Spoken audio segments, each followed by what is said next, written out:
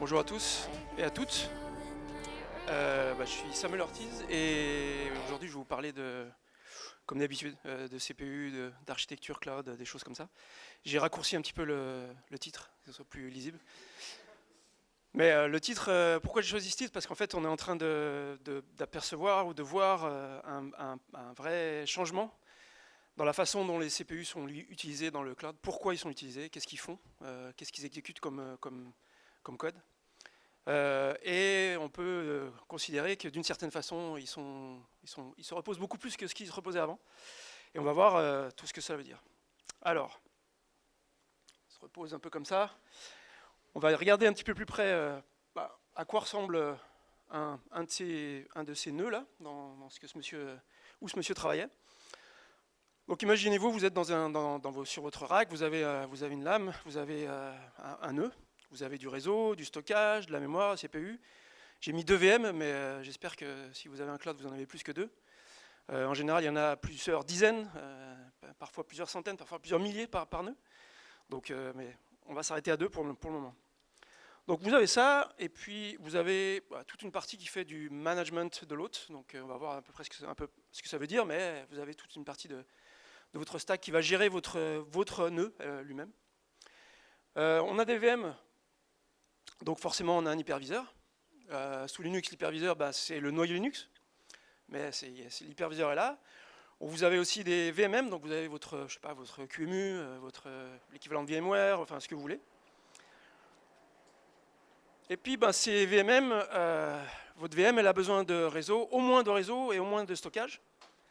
Et donc il y a quelque chose sur votre nœud qui va lui fournir de la virtualisation pour ça. Donc de la virtualisation de réseau, de la virtualisation pour le stockage. Et vos VMM elles vont être connectées là-dessus, elles vont utiliser ça, des sockets, ou même implémenter en interne, peu importe.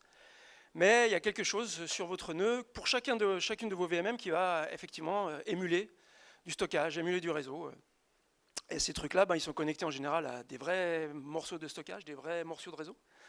Ils émulent des interfaces, ils émulent plein de choses. Donc ça, c'est vraiment à très haut niveau à quoi ressemble aujourd'hui une infrastructure virtualisée. Donc, à moins que vous louiez des instances bare metal, mais même quand vous louez des instances bare metal, la plupart du temps, c'est des machines virtuelles, des grosses machines virtuelles, mais voilà à peu près à quoi ça ressemble. Alors, qu'est-ce que tout ça veut dire? Quand je vous parle de virtualisation réseau, qu'est-ce que ça veut dire? Ça veut dire que quelque part sur votre nœud, il y a du soft qui va émuler une carte réseau, d'accord?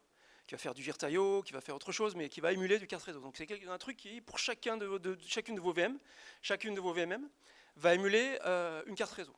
Ça, c'est la première chose. Ensuite, on va faire du switching entre toutes vos VM là. Il faut les router ces paquets. Il faut qu'ils passent quelque part, il faut qu'ils puissent sortir. Quand il y a des paquets qui rentrent, il faut qu'ils puissent arriver sur votre VM, etc. Donc là, on a 2 VM. Quand vous avez 1000 VM, il faut quelque part qu'il y ait un truc, du soft, qui tourne et qui switch tout le paquet et qui fasse du routing de paquets, du steering packet, enfin tout ce genre de choses, entre toutes vos instances, d'accord? Enfin, toutes les instances qu'il y a sur le nœud, c'est pas forcément les vôtres, mais votre cloud provider, lui, il veut que ça route là-dessus. Ensuite, si votre cloud provider il fait pas les choses trop mal, vous êtes sur une espèce de VPN, enfin un VPC, peu importe le nom. Mais en gros, vos paquets ils sont encapsulés quelque part dans un certain protocole pour que votre provider, ça soit un petit peu plus difficile pour lui d'aller voir ce que vous êtes en train de faire. Et puis les autres VM aussi, c'est un petit peu plus difficile pour elles. Donc vous avez un VPN. Donc là, quelque part, là, pour ce qu'on appelle du networking virtualization, ça veut dire que quelque part, il y a des CPU qui font tout ça, d'accord? Qui font du switching, qui font de la virtualisation, de l'émulation de cartes réseau, parfois de l'émulation de stack TCP, qui font un VPN entre chacun de vos VM, etc., etc. Donc déjà, ça c'est une première chose. Pareil pour ce qu'on appelle la virtualisation de stockage. Vous êtes dans votre VM, vous voyez que vous avez un disque dur, mais en fait ce disque dur, physiquement, la plupart du temps, il n'existe pas. D'accord ?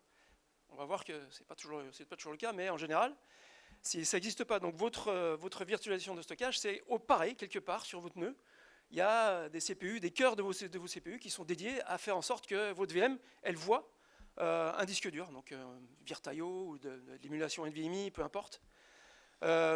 Ce stockage, virtualisation de stockage, parfois il va vouloir, son back-end en fait c'est pas forcément un stockage local, donc sur votre carte mère, sur les cartes mères de votre nœud, c'est quelque part sur le réseau, du RDMA, du NVMe over Fabric, peu importe. Mais il va commencer à envoyer des paquets lui aussi sur le réseau pour chacune de votre VM. Souvent, vous allez vouloir encrypter vos données dans votre disque. Vous ne voulez pas que vous demandez d'encrypter vos données, que le cloud provider, que les autres VM ne puissent pas aller jardiner là-dedans et aller récupérer les données que votre VM est en train de stocker. Donc pareil, vous avez plein de cœurs qui sont dédiés à faire en sorte que quand vous stockez quelque chose, c'est encrypté, et quand vous le déstockez, quand vous allez lire des données, il y a quelque chose qui va le décrypter. Donc fait de la crypto, parfois aidé en hardware, mais la plupart du temps c'est du soft. Donc là déjà, vous commencez à comprendre que... Et là, on ne parle pas du tout de ce que la VM est en train de faire. Tout ça, c'est des choses, c'est en dehors de vos workloads. Vous êtes client de ce nœud-là, vos CPU ils font autre chose que s'occuper de votre VM. Vos CPU ils font encore autre chose, toute la partie management du host, donc là, il y a plein de choses, mais ça dépend des cloud providers aussi, ils font tous un peu leur propre truc. Mais vous avez de la télémétrie, vous avez de l'orchestration de VM, donc il y a tout un control plane d'orchestration, il y a un agent sur votre nœud qui va scheduler les VM, qui va les manager, qui va les contrôler, etc. Vous avez plein de RPC. Donc ça aussi, c'est intéressant de savoir que quand vous faites du gRPC, il y a de la sérialisation, désérialisation, c'est pas gratuit, c'est vraiment pas gratuit. Il y a même des fabricants de CPU qui font des instructions pour désérialiser du JSON ou enfin, toutes sortes de protocoles. C'est très cher aussi. Donc vous avez tous ces blocs-là. Et encore une fois, tous ces blocs-là, on parle de ce qui se passe en dehors de vos workloads. Vous payez, vous, en tant que client, pour être sur ce nœud. Vous avez récupéré une instance. On vous donne une instance avec toutes les bonnes ressources. Mais votre cloud provider, lui, pour gérer tout ça, il doit faire tout ça, ces trois gros blocs-là. D'accord ? Donc c'est ce qu'on est en train de voir. C'est ce qu'on voit en fait dans pas mal de cloud. Et les gens... tous les grands cloud providers, et les autres sont en train d'y venir, se rendent compte, en fait, on est en train vraiment d'atteindre le vrai goulot d'étranglement du cloud. On est en train de payer, enfin ces gens-là sont en train de payer ce qu'on appelle la cloud tax, c'est-à-dire pour faire fonctionner votre infrastructure, vous allez payer quelque chose en termes de CPU, de mémoire, de stockage. Ce quelque chose, au départ, on se dit, bon, ça peut être négligeable, ça peut être marginal. Aujourd'hui, ce qu'on est en train d'observer, c'est que ce quelque chose, ça représente entre 30 et 40% des ressources de votre nœud. Donc vous achetez vos SoC à 15 000 €, vous enlevez 40% de 15 000 €, c'est ce que vous payez pour maintenir votre nœud. Il vous reste 60 à 70% pour en fait faire fonctionner les workloads de vos clients. Okay ? Donc ça commence à être un petit peu critique, ça revient très très cher.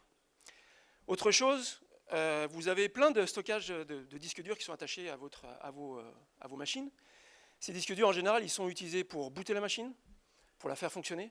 Et ce qu'on observe, c'est qu'en général, pareil, on a à peu près 25% d'utilisation des capacités de stockage local sur vos machines. Donc les gens veulent avoir un SSD sur leur machine pour stocker leur image de boot, pour stocker des logs, pour faire des choses comme ça. Et ce qu'on observe, c'est qu'aujourd'hui, on a à peu près entre 25 et 35% d'utilisation en capacité de ce stockage-là. Si vous avez acheté un SSD récemment, vous comprenez que les 65% qui restent, c'est beaucoup d'argent gaspillé. Ça fait beaucoup de choses gaspillées. Autre point intéressant et enfin critique par rapport à tout ça, c'est que vous êtes en train sur ce nœud d'exécuter vos workloads, les workloads de vos clients, et à côté de ça, il se place plein de choses. Il y a plein de process, plein de management, plein d'émulations qui sont en train de faire émuler votre carte réseau, émuler votre stockage, etc. Et tout ça, ça consomme du cache CPU, ça consomme de la RAM, ça consomme plein de choses, et ça fait que, enfin, on rentre dans un problème qu'on appelle le voisin un peu encombrant. En gros, c'est votre colocataire qui va dans le frigo et qui prend tout, qui est en train de bouffer toutes vos ressources, et finalement, il ne vous reste plus grand-chose. C'est ce qui se passe aujourd'hui, en fait, avec toutes ces fonctions de management de votre nœud. Elles utilisent du cache, elles utilisent de la mémoire, elles utilisent des cycles CPU, et ça fait que vos propres workloads, les workloads de vos clients, ceux qui payent pour utiliser votre infrastructure, elles sont beaucoup moins performantes. Un dernier point qui est très important aussi, c'est l'aspect de sécurité par rapport à tout ça. Donc ce qu'on a vu là dans ce diagramme-là, il y a plein de choses qui tournent. Toutes ces choses-là, elles tournent de manière très privilégiée. D'accord ? Donc vous avez plein d'applications qui ont plein de droits. D'accord ? Si vous avez le moindre problème de sécurité sur vos VM ou sur vos containers ou sur des choses comme ça, vous allez avoir plein d'applications là que vous pouvez récupérer et faire à peu près tout ce que vous voulez sur votre nœud. D'accord ? Donc vous avez beaucoup de choses qui ne sont pas propres à proprement parler ce que vous vendez à vos clients et qui sont extrêmement privilégiées sur votre nœud. D'accord ? Tout ça, c'est des risques qui sont vraiment non négligeables. Je cite M. Huang, le CEO d'NVIDIA, donc il n'y a pas que moi qui dis ça, hein, qui dit clairement que... Parce qu'en fait, la réponse des gens jusqu'à maintenant, ça a été de dire, si on a ce problème-là, ce qu'on fait, c'est qu'on achète des CPU avec plus de cœurs, on met tout ça là-dedans, et puis ça va marcher. On rajoute de la RAM, on rajoute... En fait, ça ne marche plus. D'accord ? Ce qu'on voit aujourd'hui, c'est que la loi de Moore, elle est à peu près morte. Ça me fait mal de dire ça, mais elle est à peu près morte. Et le scaling de performance, il est plus là. Donc il faut trouver autre chose. Il faut trouver un moyen de pivoter, d'aller sur d'autres façons de gérer toutes ces taxes. Ces moyens-là, c'est ce qu'on va regarder un petit peu plus près. C'est ce qu'on appelle des accélérateurs. On va leur donner un nom un petit peu plus précis. Et là, je vous montre une photo des cartes Nitro. Est-ce que quelqu'un connaît AWS Nitro ? Ça parle un peu à des gens ? Ouais. Donc AWS, c'est un petit peu les précurseurs là-dedans. Alors pourquoi c'est les précurseurs ? Parce que c'est le plus gros cloud du monde, de très très loin. Donc c'est des gens qui, tous les problèmes que je vous ai énumérés, c'est les premiers à les avoir vus. Et c'est surtout les premiers à avoir payé pour ça. Donc AWS, ils ont racheté une boîte qui faisait des CPU, des cartes, et ils leur ont dit, il faut qu'on trouve une solution. D'accord ? Il faut qu'on arrête d'acheter des CPU chez AMD, Intel et compagnie, et il faut qu'on trouve quelque chose d'autre à faire. Et ce quelque chose d'autre, c'est de l'offload. On va prendre toutes ces fonctions qu'on a vues de management, d'émulation, de télémétrie, tout ce que vous voulez, et on va les mettre ailleurs. On va voir ce que ça veut dire ailleurs. Et l'idée derrière tout ça, c'est de dire, en fait, on est sur un nœud, il y a des choses qu'on veut donner à notre client, à nos clients, et il y a des choses dont on a besoin pour faire fonctionner ce nœud. D'accord ? Il faut qu'on sépare les deux. D'accord ? Au maximum, on va prendre tout ce qu'on a besoin pour faire fonctionner le nœud, on va l'enlever de notre nœud, on va le mettre ailleurs, et on va donner vraiment les CPU qu'on paye vraiment très cher, la DDR5, DDR6 qu'on paye super cher aussi, tout ça on va les donner à nos clients, parce qu'on veut les faire payer, c'est nos clients. Donc on va essayer de offloader toutes les entrées-sorties, on va essayer d'offloader tout le management, on va aussi essayer d'offloader tous les privilèges, c'est-à-dire qu'on va retirer plein de fonctions sur notre nœud, toutes les fonctions de management, toutes les fonctions de gestion, qui sont très privilégiées, on va les prendre, on va les mettre ailleurs, en tout cas elles ne seront plus sur notre nœud. Si quelqu'un fait n'importe quoi sur le nœud, il va se retrouver dans un espèce de désert de privilèges, où il n'y a personne qui peut faire rien. Donc c'est plutôt intéressant. Je vous ai parlé d'AWS, mais ce n'est pas du tout les seuls à partir dans cette direction. AWS, ils sont non seulement partis dans cette direction, mais ils sont arrivés, ils ont terminé, ils sont allés au bout du truc. AWS, ils ont fait ça, mais tous les grands cloud providers, Azure, GCP, Meta aussi, tous ces gens-là, ils sont partis dans cette direction. C'est la seule et unique direction que les gens aujourd'hui entrevoient pour ne pas gaspiller 40% de leurs ressources dans leur cloud. Alors, qu'est-ce que ça veut dire d'offloader ? Donc, on revient à notre petit diagramme avec plein de choses qui consomment plein de ressources. On veut passer de ça à un truc qui ressemble à ça. Et là, il y a de grosses différences entre les deux. Vous avez ce gros machin rouge là, c'est vraiment votre hardware qui va faire l'offload. Et on voit qu'il y a eu plein de disparitions. Toute la partie émulation, elle n'est plus là. Elle a disparu, elle est prise dans votre offload. Okay. Il y a d'autres choses qui sont très très intéressantes, c'est que vous pouvez voir par exemple que votre machine, elle n'a plus de stockage. Donc c'est des machines qui n'ont plus de disque. Il n'y a plus de disque. C'est des machines qui n'ont plus de réseau. La seule façon pour elles d'accéder au réseau, c'est de passer par le hardware d'offload. D'accord ? L'hardware d'offload, il est suffisamment gentil pour vous faire croire que vous avez du réseau. Mais en fait, ce qu'il va faire, c'est qu'il va juste donner du réseau à vos clients. À votre machine elle-même, votre management, votre hôte, vous en tant que cloud provider, elle n'a plus de réseau. D'accord ? Et le stockage, il est quelque part, mais il est quelque part à travers le réseau que votre machine d'offload, votre carte d'offload, est la seule à pouvoir accéder. Alors on va regarder un petit peu plus en détail ce que ça veut dire, ce que j'entends par du offload hardware. Très concrètement, c'est des cartes PCI. Des cartes PCI, c'est un truc qui ressemble à ça. Ça, c'est des grosses cartes PCI. En particulier, celle tout à droite, là. C'est pas la dernière génération, mais ça commence à être gros. Vous voyez qu'il y a pas mal de refroidissement là-dessus, parce que ça avance un petit peu. Donc, qu'est-ce que c'est ? C'est des cartes PCI. D'accord ? Donc, carte PCI, c'est un truc que vous pluguez physiquement sur votre nœud. Et c'est ce qu'on appelle des DPU, Data Processing Unit. Je crois qu'Intel appelle ça des IPU, AWS appelle ça Nitro, c'est leur façon d'appeler ça, mais bref, on va utiliser ce terme un peu générique qui est un Data Processing Unit. Qu'est-ce qu'on trouve en général là-dedans ? On trouve des cœurs, en général des cœurs ARM, donc des bons gros cœurs ARM, on trouve de la RAM, et on trouve surtout un gros NIC, une grosse interface réseau. Et historiquement, les premiers fabricants de DPU, c'est même des gens, c'est les gens qui fabriquaient ces NIC. Donc, le nom initial des... Désolé.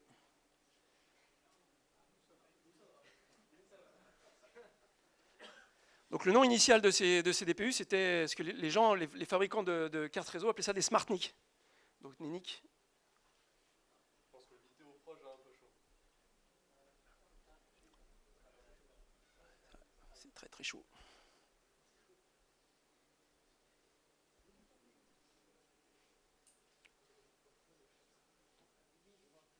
Moi je la vois la présentation. Et moi aussi, là où je l'ai.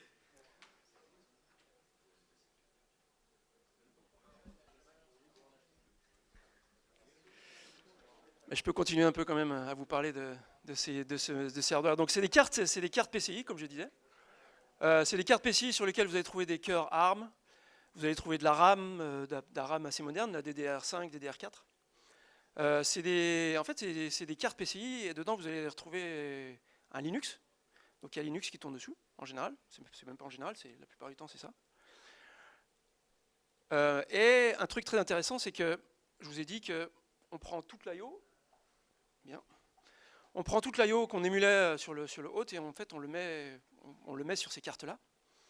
Et on se retrouve dans des constructions où on a toute l'IO qui est entièrement émulée en software. Alors pourquoi c'est intéressant? Parce que pour faire de l'innovation en software, c'est beaucoup plus rapide que faire de l'innovation en hardware. Si vous voulez implémenter une nouvelle feature, si vous voulez tester un nouvel algorithme d'encryption, si vous avez votre propre tunneling, si vous avez votre propre encapsulation, vous n'avez pas besoin d'attendre 1 an et demi pour que quelqu'un vous fasse du hardware, vous pouvez le faire directement en software.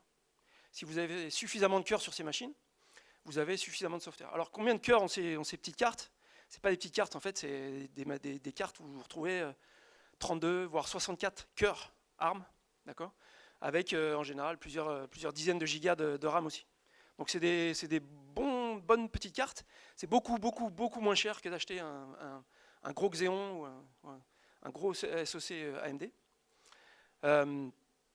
Et vraiment, en fait, vous pouvez voir ça comme une espèce de serveur sur une carte, d'accord, et qui va faire toutes ces fonctions qui sont offloadées de votre nœud vers cette carte-là. Et encore une fois, c'est des choses qui sont beaucoup moins chères. L'avantage que ce soit en soft aussi, c'est que vous construisez une carte. Cette carte, vous pouvez décider de lui donner l'identité que vous voulez. C'est-à-dire que vous pouvez systemd enable network service, vous rebootez et votre carte, c'était un disque dur, ça devient une carte réseau. D'accord ? Vous pouvez même faire systemd enable network service, systemd enable storage service, et votre carte, elle fait les deux. Donc vous rebootez et puis votre nœud, votre serveur, il voit une carte réseau arriver et puis du stockage aussi. Et puis vous pouvez dire dans votre service, en fait, j'aimerais que tu exposes non pas une carte réseau, mais 1024 cartes réseau. Tu débrouilles, tu fais comme tu veux, tu me slices la mémoire que tu veux sur tes 64 Go de RAM, mais tu vas me présenter 1024 cartes réseau. Vous rebootez votre carte, votre serveur, magie, il voit 1024 cartes réseau. Et puis tu vas me montrer un disque dur de 64 pétaoctets. Tu as 64 pétaoctets? Non, c'est pas grave. Tu me le montres. Après, je me débrouille, je vais en trouver quelque part sur le réseau. C'est pas grave. Mais mon serveur, lui, il va avoir 64 pétaoctets. Il est bien, quoi. Okay, donc, faire tout ça en soft, ça a beaucoup d'avantages. Ça donne une énorme flexibilité et surtout aussi, ça permet d'innover vraiment rapidement. Donc, pour illustrer un petit peu tout ça, on se retrouve dans ce cas de figure-là où vous avez votre serveur avec beaucoup de RAM, beaucoup de cœurs. Donc, c'est des serveurs qui ont plus de 100 cœurs, parfois près de 200 cœurs. Et puis, de l'autre côté du bus PCI, vous avez une carte avec un petit peu moins de RAM, beaucoup moins de RAM, moins de cœurs, un disque dur parfois, parce qu'elle doit booter quand même quelque chose, et puis une grosse interface réseau, là, ce qui va lui permettre en fait, d'aller accéder à tous les services qu'elle veut émuler. Et puis vous avez des trucs, ce qu'on appelle des accélérateurs hardware, par exemple, pour faire de la crypto, pour faire du switching de paquets justement en hardware. Votre réseau que vous avez implémenté, votre switch que vous implémentiez en soft sur votre nœud, là maintenant, avec ce genre de choses-là, vous pouvez dire, j'ai un switch hardware, je le mets là-dedans, si j'ai envie de m'en servir, je peux m'en servir. Si j'ai pas envie de m'en servir, et que j'ai suffisamment de cœur, je peux le faire tout en soft aussi. C'est moi qui décide. Pour le serveur, c'est complètement transparent. Et donc, à plus haut niveau, on se retrouve voilà, dans ce cas de figure-là, votre serveur, il a CVM, il a de la mémoire, un CPU, et puis c'est tout. Il voit un DPU, et le DPU, il lui présente ce qu'il a bien envie de lui présenter.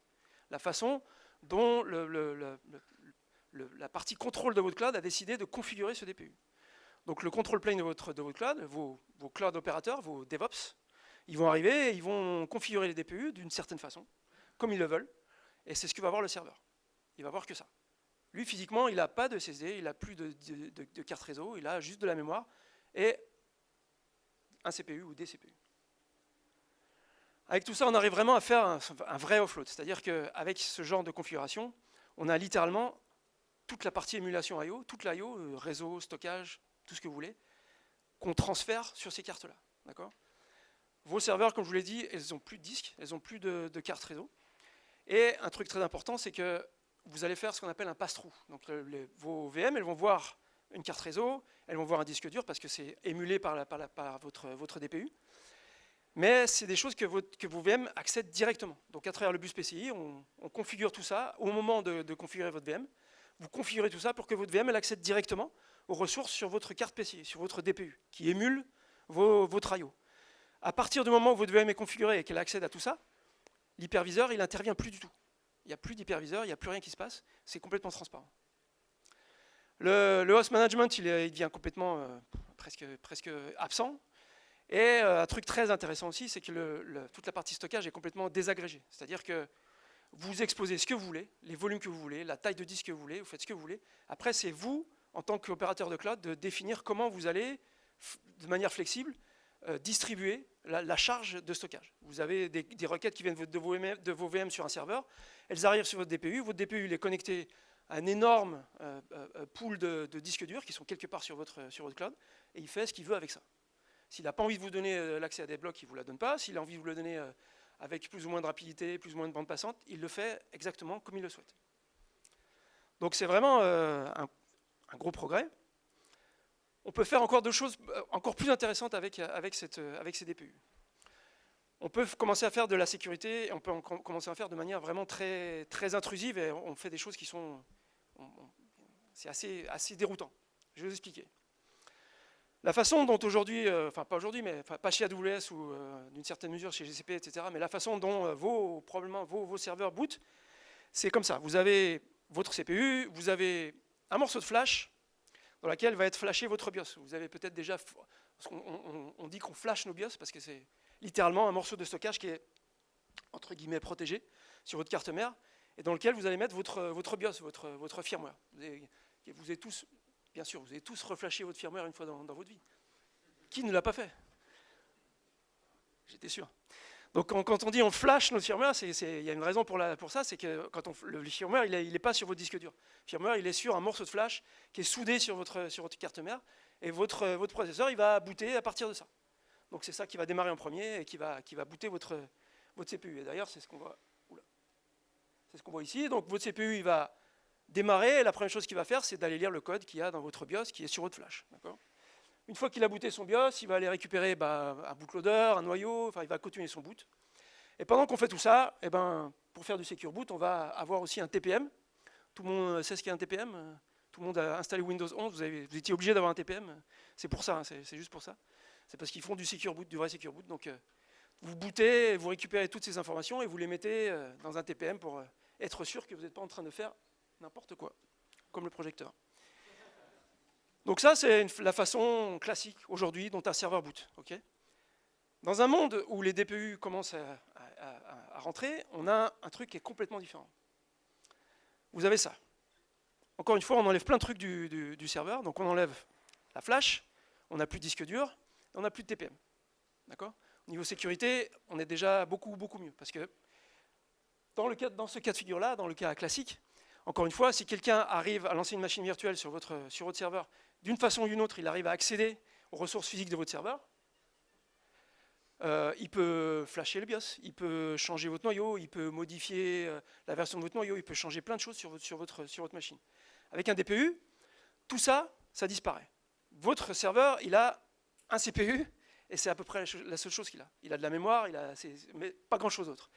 Votre flash, elle est sur le DPU. C'est-à-dire que quand on dit, quand vous êtes un opérateur avec, vous êtes AWS et vous dites, ben, il faut que je flash les BIOS parce que Intel m'a envoyé des BIOS et des nouvelles versions de BIOS, en fait, vous n'allez pas changer vos serveurs. Vous allez envoyer vos nouveaux BIOS sur vos DPU qui vont le flasher de leur côté sans que votre serveur soit impacté, c'est-à-dire qu'il peut continuer à tourner. Et à un moment donné, vous allez dire, bah, maintenant, tous mes BIOS sont déployés, je peux rebooter si j'ai envie de rebooter sur mon nouveau flash, sur mon nouveau BIOS, pardon. Donc le DPU, il récupère la flash, il récupère le BIOS. D'accord ? Le noyau, donc votre CPU, bah, il va parler directement au DPU, il va avoir de la flash, parce que le DPU, il lui dit, bah, au fait, si tu cherches un peu de flash, elle est là, elle est chez moi. Si tu veux y accéder, il va falloir quand même me demander. Donc, si tu veux par exemple écrire là-dedans, je ne vais pas te laisser faire, si tu veux changer quoi que ce soit. Donc, il récupère son BIOS depuis la flash qui est maintenant dans le DPU, et il récupère son noyau et tout le reste de son boot depuis quelque part une image qui est sur le réseau dans un pool de stockage qui est complètement transparent encore une fois pour le serveur. Mais la partie la plus importante, c'est que tout ça, c'est plus sur votre serveur. Le serveur, il ne voit plus rien. Ce qui veut dire qu'il ne peut plus rien toucher. Il ne peut plus rien faire avec tout ça. Donc le DPU, c'est vraiment l'intercepteur pour tous les accès au stockage de votre serveur. Votre serveur, s'il veut accéder à n'importe quel morceau de stockage, à n'importe quel bloc, flash, SSD, peu importe, il va intercepter ça. Il peut intercepter ça, et pour certains cloud providers, il va intercepter ça de manière inconditionnelle. Et donc ça lui permet par exemple de charger. Si vous voulez récupérer le BIOS, il va vous le donner. Mais avant de vous le donner, il va le vérifier. Il va le mesurer, et il va garder ses mesures, et il va être capable de dire, toi, à ce moment-là, ce jour-là, quand tu as booté, voilà ce que tu as booté. Et je peux le vérifier, je peux le signer, je peux l'authentifier. D'accord ? Pareil pour le noyau, pareil pour tout ce que vous allez récupérer, que vous récupériez avant sur vos disques durs locaux. Okay ? On dit qu'il récupère l'image du kernel dans le noyau, dans une configuration Linux. Quand votre serveur récupère l'image du noyau à travers le DPU, ça veut dire qu'il récupère l'hyperviseur à travers le DPU. C'est-à-dire que si votre serveur il veut lancer une machine virtuelle, avant de faire ça, il faut qu'il aille demander au DPU, donne-moi l'image de mon noyau pour que je boote dessus. Et dans cette image, il y aura mon hyperviseur. D'accord ? Donc c'est le DPU qui décide quel hyperviseur il va donner au serveur. Il est bien le projecteur là. C'est sur les discos. Donc ça, c'est très important aussi en termes de sécurité, c'est que votre DPU, il décide quel hyperviseur, quelle version de l'hyperviseur, quel patch de l'hyperviseur, quelle implémentation on va donner à votre serveur avant de lancer des machines virtuelles. Donc au niveau sécurité, c'est très intéressant. Ça, c'est bien ma présentation, c'est pas le projecteur. Est-ce que quelqu'un sait qui est ce monsieur barbu, à moitié chauve? Pardon? C'est Galilée, exactement. Ouais. Et qu'est-ce qu'il est en train de nous expliquer là? C'est ça. C'est ça. Et c'est une époque, c'est un épisode de la vie de Galilée qui essayait d'expliquer qu'en fait la Terre elle tournait autour du Soleil. D'accord? Il essayait d'expliquer au monde entier que ce qu'on croyait vrai jusqu'à maintenant n'est plus vraiment vrai, et que le centre du monde, c'est plus le centre de l'univers, c'est plus le centre de l'univers. Aujourd'hui, ce qu'on voit dans le cloud, c'est un petit peu ça aussi. C'est-à-dire que on a l'habitude d'imaginer le cloud un truc qui est complètement centré sur votre serveur, sur vos serveurs. Vos serveurs, c'est le cœur de votre cloud. Vous avez 10 millions de serveurs, c'est vraiment ça qui est le plus important. Tout ça, c'est en train de changer. D'accord ? On est en train de passer dans un univers du cloud qui va être centré sur votre DPU. Votre DPU, ça va devenir, et pour certains providers comme AWS, c'est le point le plus important de votre cloud. Votre DPU, aujourd'hui, chez certains cloud providers, et pour les autres, ils sont en train d'y venir, votre DPU, il va booter votre serveur. Donc quand vous démarrez vos serveurs dans votre infrastructure, vous devez d'abord demander au DPU, vous envoyez une commande vers le DPU, vous lui dites, il faut que tu démarres ce truc-là. Et on va démarrer ce serveur, et ce serveur il va commencer à démarrer, il va booter, il va dire j'ai besoin d'un BIOS, c'est le DPU qui va lui donner. Une fois que j'ai booté mon BIOS, j'ai besoin d'un noyau, c'est le DPU qui va lui donner, et ainsi de suite. D'accord ?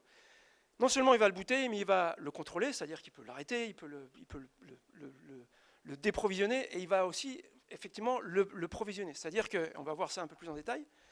Quand vous, en tant qu'utilisateur de cloud, vous vous dites j'aimerais lancer une instance EC2 chez AWS, si vous faites ça, c'est réellement ce que vous faites aujourd'hui.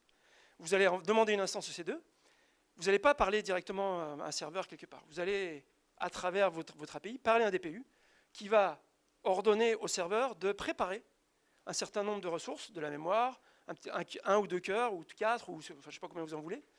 Préparer tout ça, et une fois que c'est prêt, il va lui demander de lancer une machine virtuelle là-dessus. Le serveur, il n'a aucun contrôle sur plus rien. C'est un truc qui est complètement passif. D'accord ? Donc il n'a plus de stockage, il n'a plus d'accès réseau. Les seuls accès réseau que vous avez sur ces machines-là, c'est vous en tant que client quand vous lancez une instance EC2.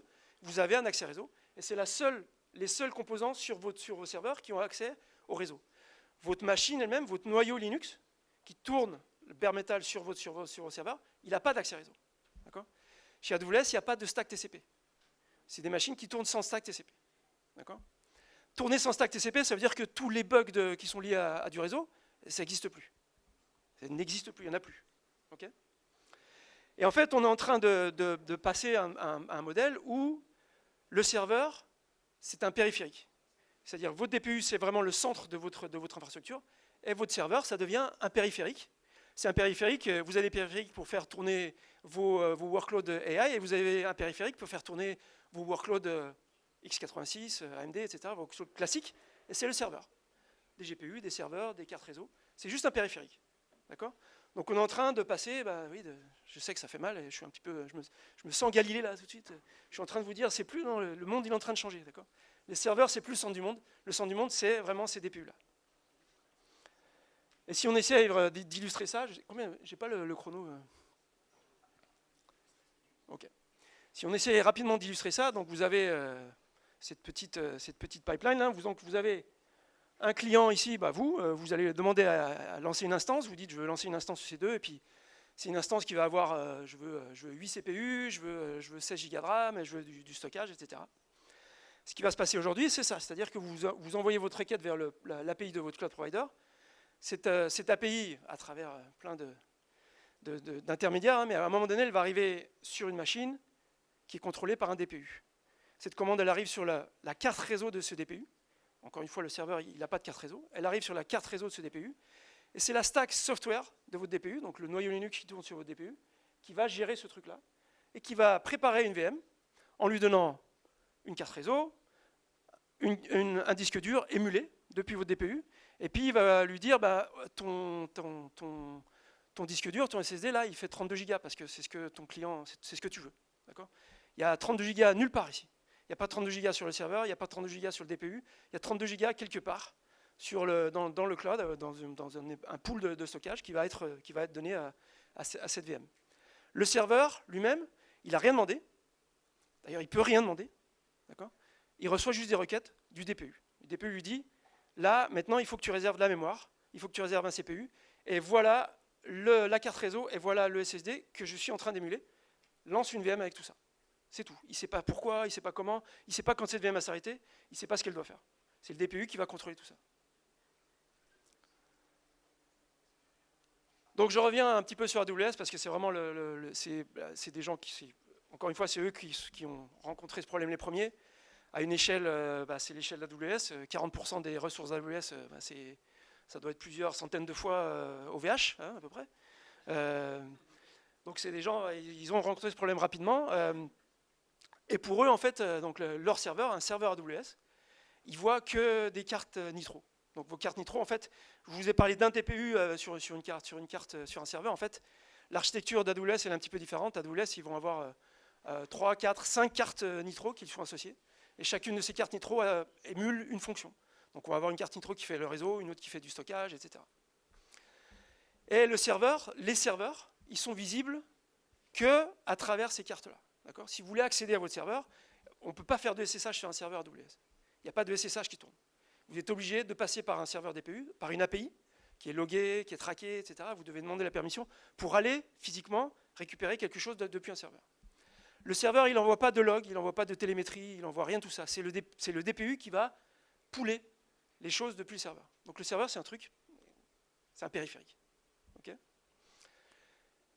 Ce qui est intéressant, c'est que effectivement, AWS, avec cette architecture-là, ils sont passés de 70% de CPU qui restaient, ou 60% de CPU qui restaient à leurs clients, à littéralement 100%. D'accord ? Presque 100%. Donc ils sont très très proches, c'est assez remarquable. Si vous regardez ce qui tourne sur un serveur AWS, donc ils ont tout déprivilégié, il n'y a plus de stack TCP, il n'y a plus de stack de management, il n'y a plus rien du tout. Il y a un peu moins de 10 binaires. Donc c'est un noyau avec une distro dans lequel il y a 10 binaires. Ils bootent ça et c'est terminé. D'accord ? L'hyperviseur, c'est le noyau. Tout le reste, c'est des trucs qu'ils n'ont pas réussi à éliminer. Je vous dis 10 binaires, je ne suis pas sûr qu'ils soient encore vrais aujourd'hui. D'accord ? Et c'est totalement déprivilégié. Même votre hyperviseur, il n'a pas accès à la mémoire de OVM. Seulement quand il veut accéder à la mémoire de OVM, il faut qu'il fasse la demande, il récupère, il utilise cette mémoire. Une fois qu'il a terminé, il démappe complètement cette mémoire. Donc à un instant donné, votre hyperviseur, il ne voit rien. Donc tout est déprivilégié. Si vous voulez, j'ai mis un petit lien là parce que c'est assez intéressant. C'est un article de 2020. Donc c'est des gens qui ont fait ça, qui ont terminé ça en 2020. Et aujourd'hui, les GCP, c'est à peu près ceux qui suivent. Tous les autres cloud providers suivent, mais ils ont littéralement 6 ans de retard. Donc c'est assez intéressant de voir à quelle vitesse va l'innovation et les différences de progrès. Il me reste 10 minutes, donc je voudrais laisser un petit peu de temps pour les questions. Mais pour résumer tout ce que je viens de dire, on se rend compte que ce qu'on appelle la taxe, l'impôt du cloud, c'est trop cher. On ne scale plus, on n'arrive plus à amortir tout ça. Donc l'infrastructure, toute la partie infrastructure de votre cloud, elle doit être offloadée. On essaye de l'offloader au maximum. D'accord ? Les serveurs, la seule chose que doit faire un serveur, c'est exécuter la partie native, la partie x86 de vos workloads. Il y a une autre partie de vos workloads aujourd'hui qui est la partie CUDA, la partie GPU, AI, etc. Et c'est un autre périphérique du DPU qui est votre carte NVIDIA ou une autre carte, peu importe, qui va exécuter ça. D'accord ? Donc il faut vraiment voir votre architecture du cloud aujourd'hui comme ça. C'est-à-dire que vous avez des DPU qui contrôlent votre infrastructure. Il y a un périphérique qui s'appelle un serveur, où dessus il y a une carte et un SoC AMD et Intel. Il y a un autre périphérique qui vient de chez NVIDIA. Et puis vos workloads, elles sont là-dessus. Et ça exécute ça. Et puis il y a un autre périphérique qui est une carte réseau, parce que vous avez besoin de réseau, etc. Mais il n'y a pas de différence en fait entre un serveur et une carte NVIDIA. C'est une carte serveur et une carte NVIDIA. Donc les choses elles se sont vraiment inversées. Et on est effectivement, pour conclure tout ça, ce que je veux que vous reteniez, on est en train de partir d'un modèle qui était complètement centré sur le serveur à un modèle qui est complètement centré sur le DPU. AWS a réussi, les autres sont en train de se déplacer là-dessus, et je me suis dit qu'il était bon que tout le monde soit au courant. Et c'est à peu près tout. Pour une fois, j'ai réussi à passer tous mes slides. Si vous voulez laisser des commentaires, bien, mauvais, bon, etc., peu importe. C'est intéressant. Et il me reste quelques minutes pour des questions. Merci.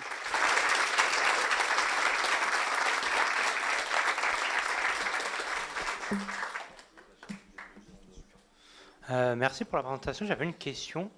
Parce que côté financier, c'est quoi l'intérêt? Parce qu'au final, même si vous avez 100% de CPU pour les clients, vous avez quand même entre guillemets, un pseudo CPU dans le data unit. Donc comment ça se fait? Est-ce que financièrement c'est intéressant ou c'est juste le côté sécuritaire? Et pareil pour les... Financièrement, un CPU, après je ne connais pas les tarifs qu'AWS récupère, mais si vous voulez acheter le dernier Xeon chez Intel, sur le genre de machine sur les machines que AWS tourne, il faut compter aux alentours à peu près 10 000 €. Okay. C'est cet ordre de grandeur-là. Un DPU, une carte Nitro, le coût pour AWS de produire une carte Nitro, c'est un peu moins de 1 000 €. D'accord ? Donc ils mettent 64 cœurs dessus, ARM, etc. C'est des vraies machines assez puissantes. Mais il y a un ordre de grandeur en termes de... Il y a à peu près 1 ou 2 DPU par serveur. Donc le coût, non seulement le coût est intéressant, mais l'architecture software, elle est aussi très intéressante. C'est-à-dire qu'il n'y a pas que ça, il y a aussi toute la partie stockage qui est complètement désagrégée. Donc ça aussi, c'est des coûts qui sont complètement amortis. Et puis toute la partie sécurité aussi.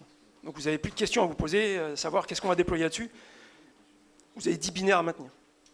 Okay. Ça change la donne.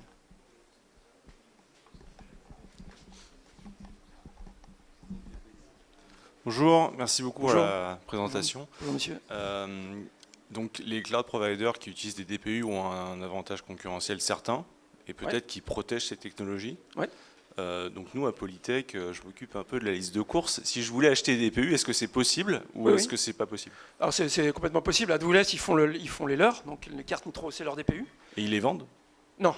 Ok. AWS, ils font leur propre CPU, leur propre disque, leur propre DPU, ils font à peu près tout propre, leur propre carte mère, tout, mais ils vendent rien. Mais si vous voulez acheter un DPU, il y a plein de vendeurs de DPU. Ok. Intel vous vend des DPU, Nvidia vous vend des DPU, AMD vous vend des DPU, Mellanox vous vend des DPU, enfin Nvidia vous vend des DPU. Enfin, il y a beaucoup de vendeurs de DPU. Et c'est des architectures qui sont relativement proches de ce qu'on pense que AWS fait sur leur carte. Mais oui, c'est complètement possible. Donc ça serait peut-être une bonne idée d'ajouter ça sur la liste de courses pour nos étudiants. C'est vraiment une bonne idée parce qu'en plus c'est un Linux quoi. Si vous arrivez, vous faites un petit Virtaio vSoc dessus, vous faites un SSH sur votre carte et voilà. C'est une très belle machine pour quelques milliers d'euros. Merci beaucoup. T'as fait le mal à main toi? Merci, c'était hyper intéressant. Je pense que ma question elle va aller de pair avec la tienne, Olivier. Est-ce que c'est plug and play dans le sens où est-ce que ça requiert une carte mère spéciale sur les serveurs pour que le DPU prenne leur lait ou ça marche avec une le carte matériel mère, tu existant? peux acheter un PC demain, un PC consumer, ton PC. C'est une carte PCI. Ok. Tu la mets dessus et ils vont te donner des instructions pour littéralement te mettre sur la carte. Ok. Et tu peux lancer tes services. Tu peux changer le noyau de ta carte. Tu peux en faire ce que tu veux. Ok. Donc c'est plug and play, littéralement. Ok. C'est pas très gourmand. Hein, c'est beaucoup moins gourmand qu'un GPU par exemple. Donc c'est des cartes qui prennent 50, 70 watts. Ok. Donc c'est très peu gourmand par rapport à un GPU. Donc c'est pas, il n'y a rien qui t'empêche de le faire. Et est-ce que les DPU vendus par ENT, Intel, AMD, etc., ils sont plus accessibles en termes de prix?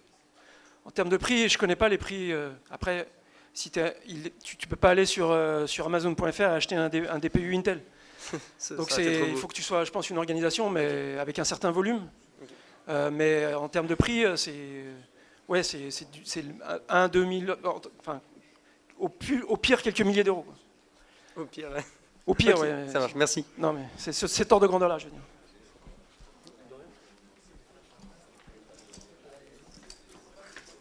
Non, c'est pas 100 balles. C'est pas 100 balles. C'est pas une Raspberry Pi. Si tu mets une carte comme ça sur ton PC il sera beaucoup moins puissant que ta carte.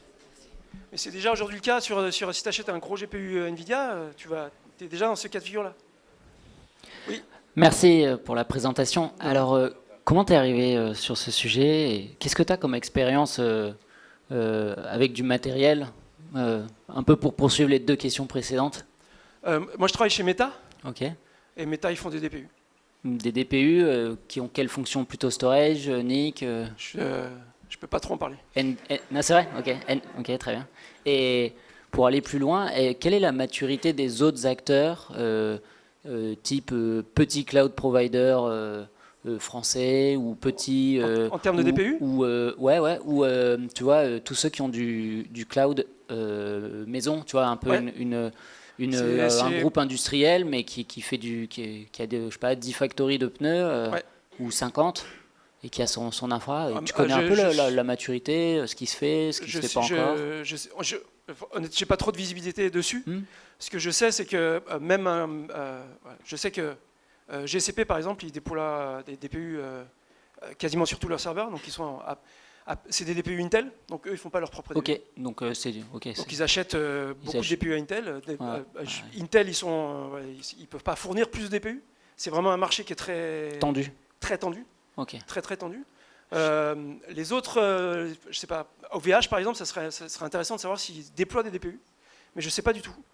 Si OVH déploie pas de DPU, on peut s'imaginer que les plus petits, c'est compliqué pour eux. C'est vraiment une architecture au niveau software il faut avoir une expertise quoi.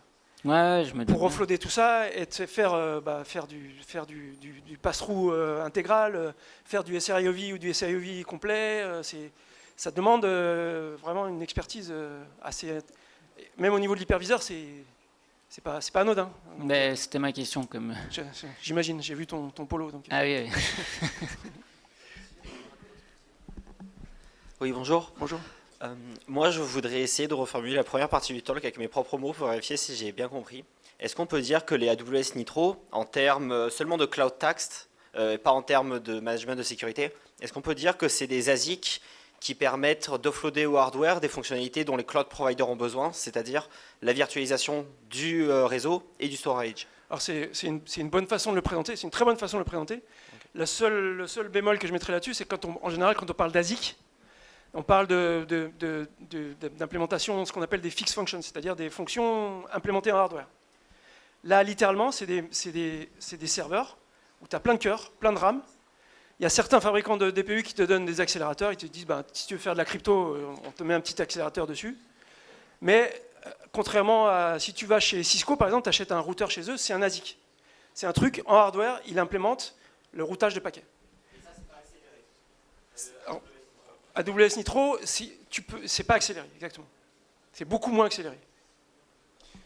Ce sera la dernière question. Merci pour cette présentation. Vu que le DPU est en interception, est-ce que le cloud provider peut venir fixer les failles type dirty frag, copy fade? Alors si un cloud provider comme AWS, en fait, ce genre de faille-là, c'est beaucoup réduit. Enfin, en tout cas, toute la partie user space, tous les CVE sur le noyau, ils sont potentiellement impactés. Toute la partie user space, ça ne les concerne pas du tout. Donc, effectivement, pour eux, s'ils veulent déployer de nouvelles images, ils le déploient sur les DPU, enfin même pas sur les DPU, en fait, ils les déploient sur leur stockage réseau. Donc, la prochaine fois que tu vas booter ton DPU, tu vas récupérer la nouvelle image. Donc, le mode de déploiement, il est différent. Je ne dirais pas que c'est beaucoup plus simple parce que tu dois quand même déployer ça sur plein de serveurs de stockage.